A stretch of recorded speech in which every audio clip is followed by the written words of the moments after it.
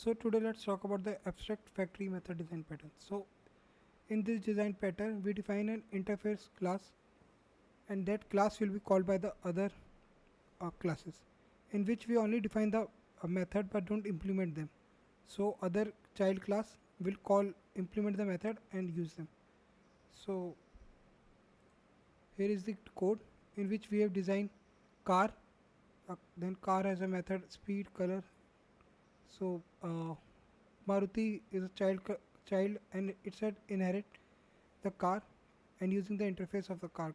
So it will define. So if you run this code, we expect like when Tata is defined, so name of the car is Tata and color should be white and speed should be 90 kilometer per hour. So let's check this. So it got passed. If I change autocorrect or something, then we should check the output. See, it got, yeah, we have to see it. Sorry.